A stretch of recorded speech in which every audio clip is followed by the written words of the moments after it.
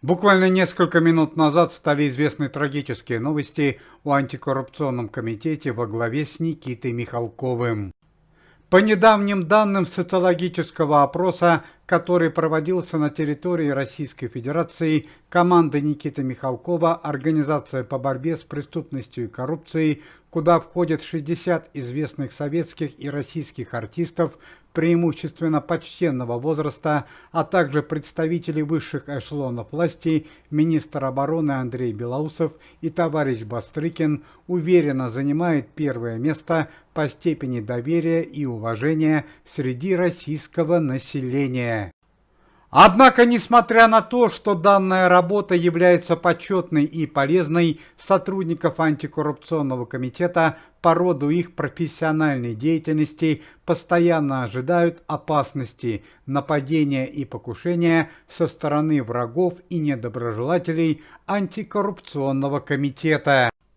За целый год работы антикоррупционного комитета в борьбе за справедливость против преступности и коррупции в мире российского шоу-бизнеса и высших эшелонов власти пострадало более 12 членов комитета, известные российские советские артисты, такие как Лев Лещенко, Владимир Винокур, Константин Хабенский, Ирина Муравьева, Руслан Байсаров и многие другие. Однако последняя неделя принесла еще две трагедии в рядах антикоррупционного комитета Никиты Михалкова. Сегодня утром на Веденеевском кладбище столицы началась большая траурная процессия. Сначала проводили в последний путь сына начальника Следственного комитета Александра Ивановича Бастрыкина Ивана Бастрыкина, также участника Следственного комитета и члена антикоррупционного комитета. Напомним, что трагедия произошла несколько дней назад. Во время проверки ночного клуба в Москве под названием «Матадор» сын товарища Бастрыкина Иван Бастрыкин участвовал при задержании. Он получил серьезные ранения и долгое время находился в реанимации. Однако 2 дня назад стало известно, что случился летальный исход.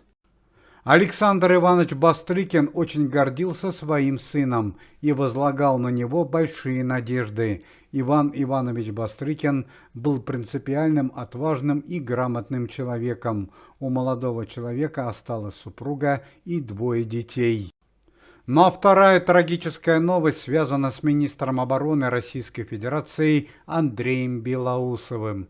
3 дня назад Андрей Ремович потерял второго родного сына по имени Павел, который погиб в результате трагически дорожного транспортного происшествия. Отметим, что это уже не первая трагедия в семье Андрея Ремовича. 2 месяца назад в результате участия в спецоперации погиб его младший сын. На прощании с героями России присутствовали практически все члены антикоррупционного комитета, а также руководство организации Андрей Белоусов, Александр Бастрыкин и Никита Михалков. Уважаемые зрители, если вы желаете выздоровления членам комитета и поддерживаете их деятельность, то можете поставить лайк под видео и написать поддерживающий комментарий.